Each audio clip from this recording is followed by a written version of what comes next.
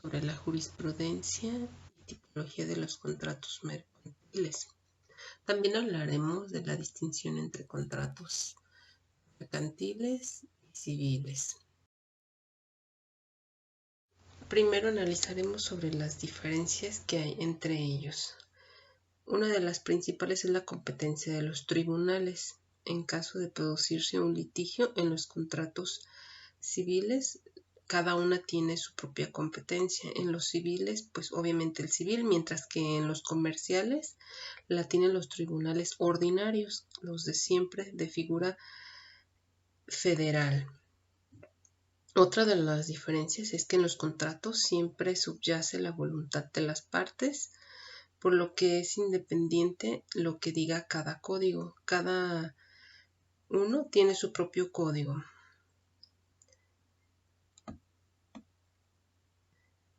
Su propia forma de operar ante las contingencias, y es así como vemos que en lo civil, pues obviamente el código civil, y ante los negocios comerciales para hacer un contrato lo rige el código comercial. Otra de las diferencias es la ley que lo rige. Entre los contratos civiles y los contratos mercantiles, en el caso de la ley que lo rige es a las materias civiles, que las rige el derecho común, mientras que las materias comerciales se rigen por el derecho mercantil. Otra de las diferencias son las transferencias de dominio por medio de contratos civiles o contratos mercantiles. En el caso de los contratos civiles es de tipo de transferencia de dominio. En esta se puede ser gratuita o onerosa, mientras que en el contrato comercial siempre la transferencia será onerosa. Por ejemplo, de esto cuando se hace una cesión de derechos sobre un bien, lo que no es materia comercial sino civil, y representa un acto que permite traspasar al otro derechos y obligaciones. Hablaremos de la división de los contratos. La doctrina clásica de los contratos, según los diversos criterios del Código Civil, se divide en los siguientes: unilaterales, que son los contratos en los cuales una sola de las partes se obliga hacia otra sin que ésta quede obligada. Por ejemplo, el contrato de donación. Los bilaterales son el siguiente, que son los contratos en los cuales las partes contratantes se obligan recíprocamente. Por ejemplo, el contrato de permuta. El oneroso es en este contrato la parte que se estipula provechosos gravámenes recíprocos. Por ejemplo, el contrato de arrendamiento.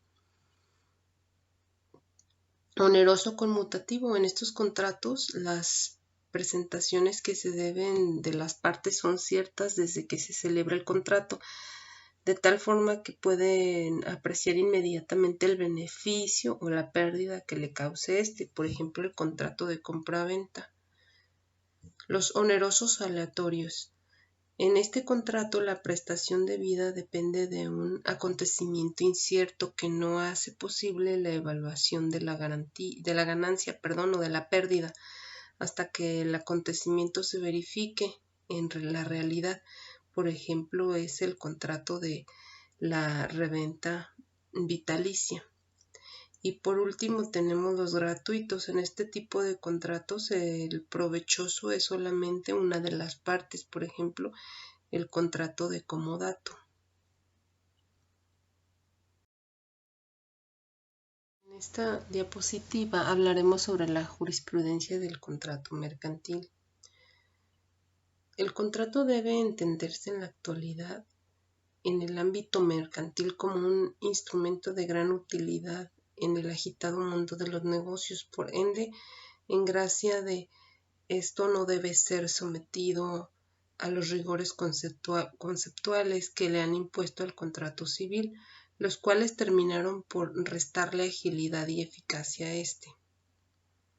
Bien, pues las relaciones de los comerciantes a través de sus usos y costumbres, al paso del tiempo, al construir cada uno sus necesidades y al mismo tiempo con sus derechos, cada uno debió hacer sus contratos independientes para cubrir sus necesidades, y esto que vaya de acorde a la ley de cada lugar y de cada persona.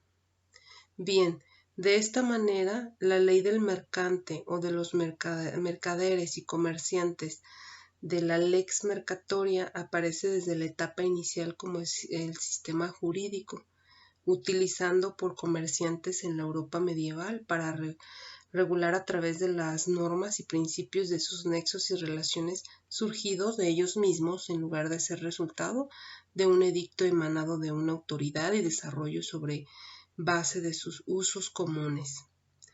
Dicho lex fue administrada y ejecutada por tribunales mercantiles locales creados a lo largo de las rutas comerciales y centros de comercio que las autoridades rara vez interferían, un procedimiento más o menos informal, pero gobernado por normas de procedimiento, que dicha sentencia a la luz da concepto como el precio justo de un buen comercio y a la equidad. Esto cabe resaltar que los jueces de aquella jurisdicción eran elegidos en función a sus antecedentes comerciales y a sus conocimientos, a su práctica, a su reputación. Todo esto descansaba sobre su experiencia en el comercio y por esto se convertían en jueces, poco a poco en un verdadero poder judicial con poder profesional conformado por sus habilidades. La subordinación de la industria del comercio ha logrado que surjan contratos para la producción como los de licencia de patente, de investigación, de explotación petrolífera, energéticos, etc. Podemos mencionar como los contratos de Corner Contract como formas nuevas de adoptar los contratos tradicionales.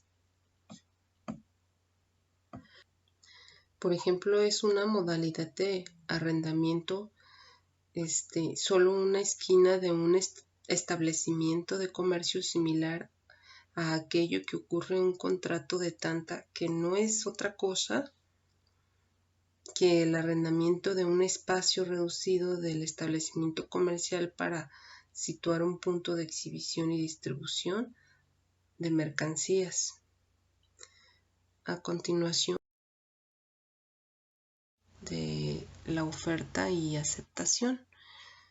Bien, se rige por el artículo 845 del Código de Comercio. La oferta o propuesta, este es un proyecto de negocio jurídico en el que una persona formula a otra la propuesta, que deberá contener los elementos esenciales del negocio y ser comunicada al destinatario por medios adecuados para hacerla conocer. Esto es un acto jurídico unilateral del ofertante, tendiente a producir efectos jurídicos para que exista el deber ser real, que sea seria, que sea obligatoria, independiente. Luego debe ser comunicada al destinatario. Bien, una vez presentada la oferta, viene la aceptación. Si la otra persona está de acuerdo con dicha oferta, pues hacen formal por medio de un contrato esta oferta para que se lleve a cabo. Es donde vienen las responsabilidades de la etapa precontractual. Llegar a un acuerdo final donde se escriba en un documento las generalidades que ambos están de acuerdo, las cláusulas que hay que respetar, y bien, con su firma de esta forma hacen la responsabilidad. El contrato tiene precedentes en los preceptos humanos citados, a los que se les agrega el principio también de origen latino, que prohíbe causar daños a ambos.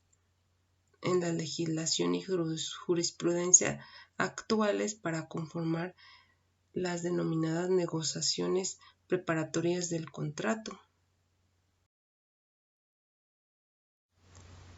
Bien, aquí les voy a hablar de los contratos mercantiles más comunes, que vendría siendo la compraventa, beneficiarios con propósito de especulación comercial, los contratos de alquiler verificados con el propósito de especulación comercial, los contratos de arrendamiento financiero, los contratos de compraventa de porciones, acciones y obligaciones de las sociedades comerciales, los contratos relativos obligaciones del Estado, los contratos de suministro, los contratos de transporte de personas o cosas, los contratos de comisión o de agencia, los contratos relativos al comercio marítimo y a la navegación interior y exterior, los contratos de seguros de toda especie, los contratos de depósito por causa de comercio, los contratos y obligaciones de los empleados, de los